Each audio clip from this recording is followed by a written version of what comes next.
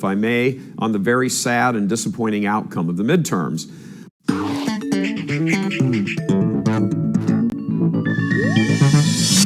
Hello, everyone, and welcome to The Vortex, where lies and falsehoods are trapped and exposed. I'm Michael Voris. A personal reflection, if I may, on the very sad and disappointing outcome of the midterms. We got out of the studio here around 2:30 in the morning after a nearly 9-hour marathon.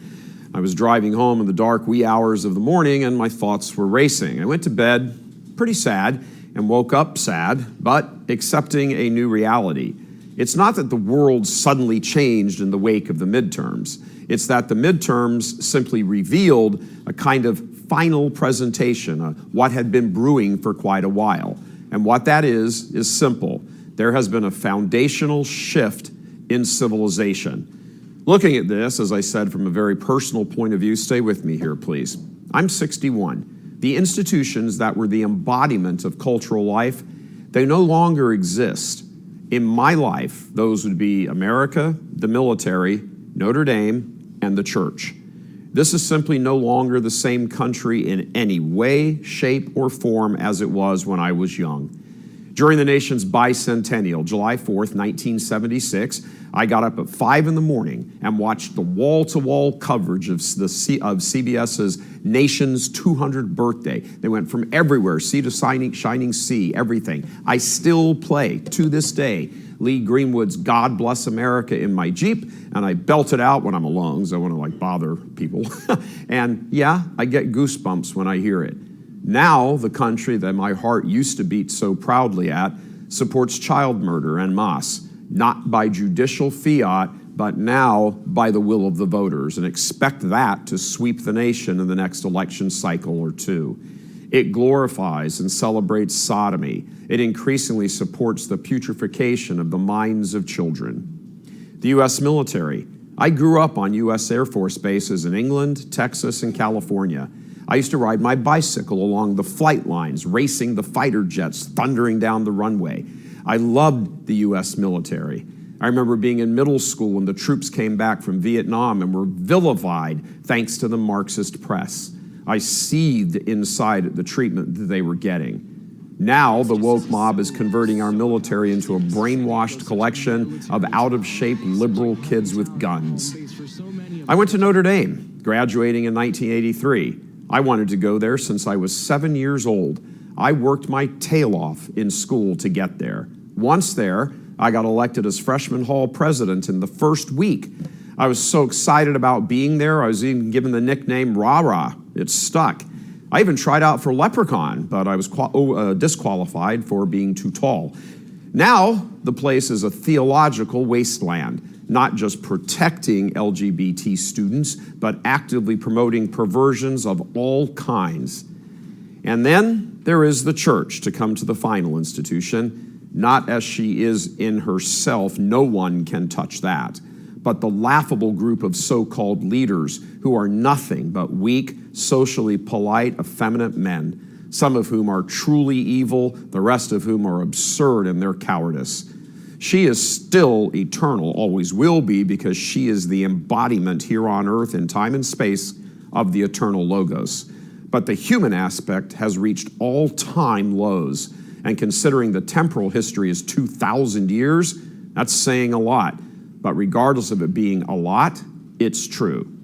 So for our generation, raised on church, country, military, and being true to your school, the depth of this inversion is soul-shattering. It's painful. It's actually painful to talk about this in this vortex. Looking around from an earthly perspective, truly we can say there's nothing left, and that is a frightful gun barrel to stare down. It's all gone. And that's not just some sad emotional over-response. The hard truth is it's really been gone for a while. We just haven't realized it, probably because we didn't want to admit it.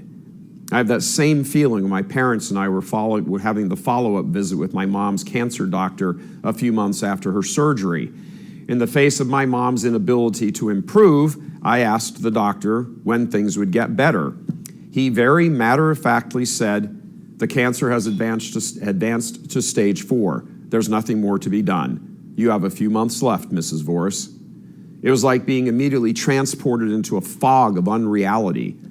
No, America is not dead, but stage 4 has arrived, and there is nothing more to be done. The last tactic of politics has proved unable to cure the sickness. It's just too far gone. So now, as the fog begins to lift, we have to ask ourselves, what of the few remaining youth who have not immersed themselves in the worlds of pornography in their parents' basement, counting their participation trophies and making abortion the center of their universe? There are still some young people who reject all that.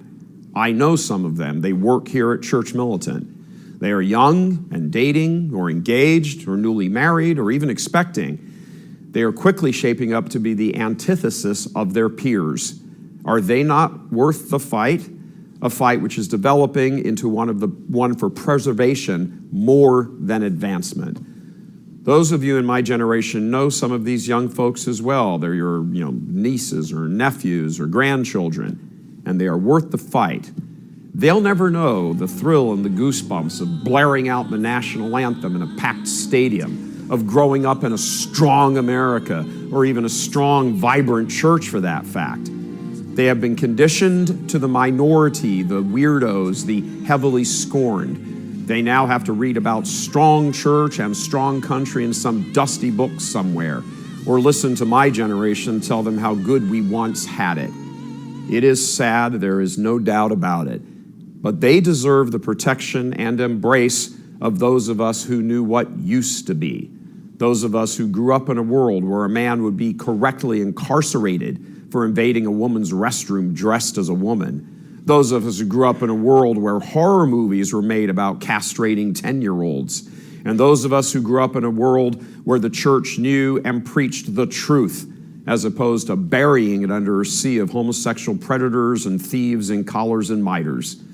Just because it's all gone doesn't mean it can't one day return. It's just a safe bet it won't return in our lifetimes, or maybe even theirs. But if it is to ever return, it must be preserved and passed on. There must be a transfer, so to speak, of generational wealth, to use an economic term. We all need something to live for in this life, and while our own salvation must always be the focus, that cannot exclude the instruction and protection of the young. God love you. I'm Michael Voris.